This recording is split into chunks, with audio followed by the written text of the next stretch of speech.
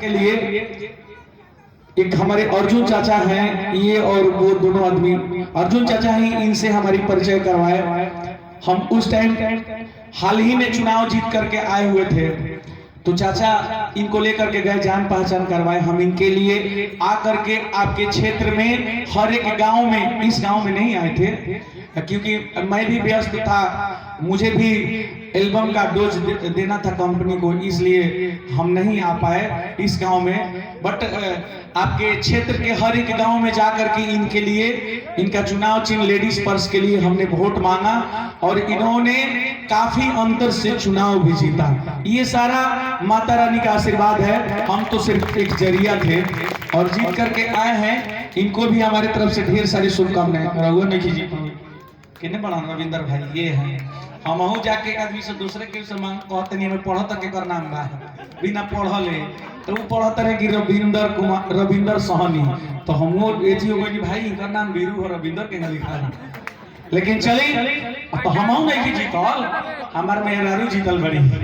हाँ, हम जेपीपी हैं, जिला परिषद पति, तो हमार रघु साथे ढेर सारा शुभकामना बा। क्षेत्र के माने हमनी की मदस में जे भी माने एकर हकदार बा, ओकर माने निस्वार्थ सेवा करी जाए। हम जे करे नहीं वही रघु सभे भी निस्वार्थ सेवा करी। देखिए अध्यक्ष महोदय आ गए हैं मदस के, भैरव महतो जी, सभी से नहीं हो रहा बाकी आप सब मिलजुल के इस समाज खातिर कुछ करी कि समाज रुआ के चुन के लिए आयल बता रुआ बेहतर करके देखेंगे।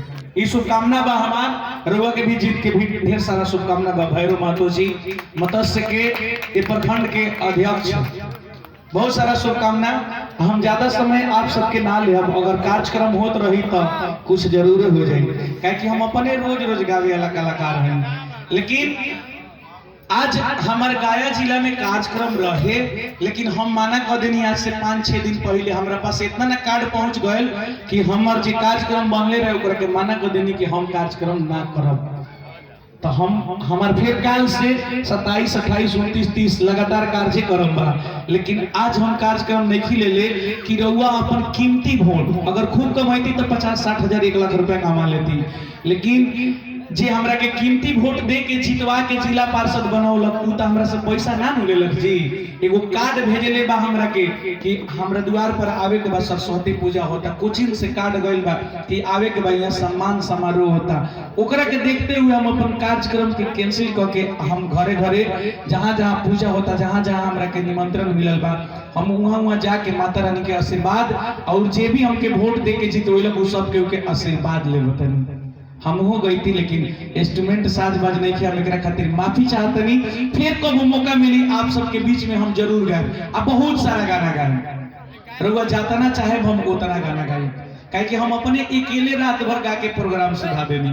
चलिए बहुत बहुत दिल से धन्यवाद आप सबकी। सरस्वती पूजा गणतंत्र दिवस यानी कि 26 जनवरी के ढेर सारा शुभकामना। आज के दिन ऐतिहासिक दिन बा, ये पूरा इतिहास के समझी कि एगो सुनहरा दिन बा जो हमनी के भार।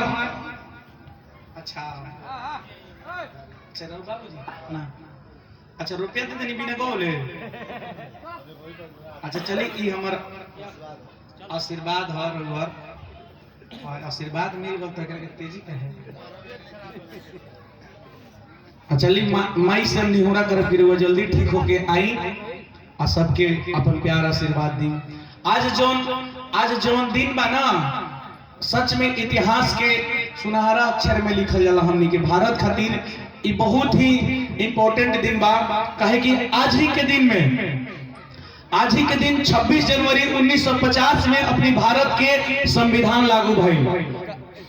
बाबा भीमराव अंबेडकर जी जे संविधान के जनक बनी, वहां का संविधान लिखनी और सन 1950 में यही 26 जनवरी के दिन संविधान लागू कइल गए। लेकिन ओकरा से पहले जब हमनी के देश अंग्रेज के चंगुल में फंसा रहे, जब हमनी के देश पर अंग्रेजी हुकूमत रहे, तो वो टाइम हमनी के देश के वीर सपूत लोग एगो प्रस्ताव पेश कैलक लोग अंग्रेजी हुकूमत में कि हमनी के भारत देश के छोड़ के चल जाए।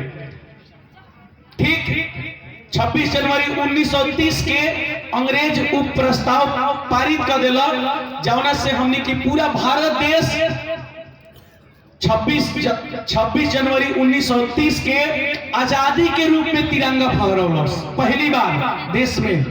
आज वही दिन के माने ताजा रखे खातिर, यादगार रखे खातिर संविधान पहले ही बन के तैयार हो गए रहे, लेकिन 26 जनवरी 1950 के लागू कर गई ताकि वो दोनों दिन के हमने के याद रखी जा और झंडा फहराए। क्या कि 15 अगस्त 1947 के हमने के देश आजाद भई रहे, तो एगो आजादी के दो बार तिरंगा नहीं फहरा सकत आदमी, लेकिन वही दिन के तरोताजा रखे खातिर इस 26 जनवरी 1950 के अपना देश के संविधान लागू भइल। आज ये पूरा भारत देश इस संविधान के पालन करते हुए चलेला।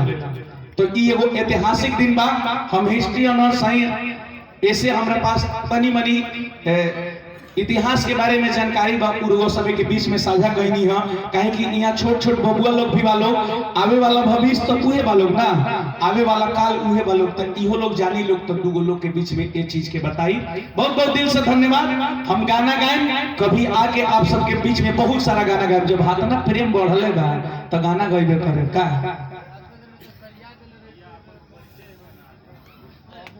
अच्छा पहले ही बोलनी है कि हमार नाम भोजपुरी गायक विनोद विदर्दी, सह जिला पार्षद केसरिया। अच्छा गाना गा के परिचय दे दी।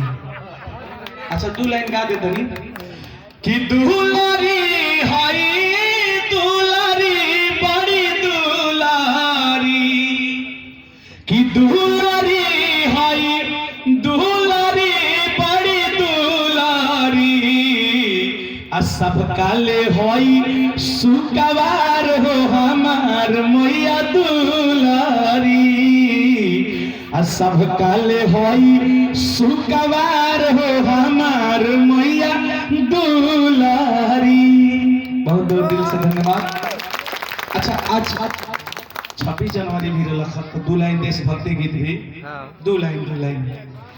मेरा मुल्क मेरा देश मेरा ये वतन, मेरा मुल्क मेरा देश मेरा ये वतन, शांति का उन्नति का प्यार का चमन, शांति का उन्नति का प्यार का चमन, इसके वास्ते निसार है मेरा तन मेरा मन, मेरा तन मेरा मन, ऐ वतन ऐ वतन ऐ वतन, जाने मन जाने मन जाने मन।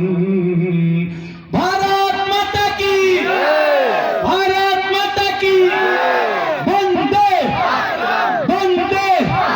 बहुत बहुत दिल से धन्यवाद। अब कार्यक्रम शुरुआत हो, मौका मिले आप सबके बीच में जरूर है।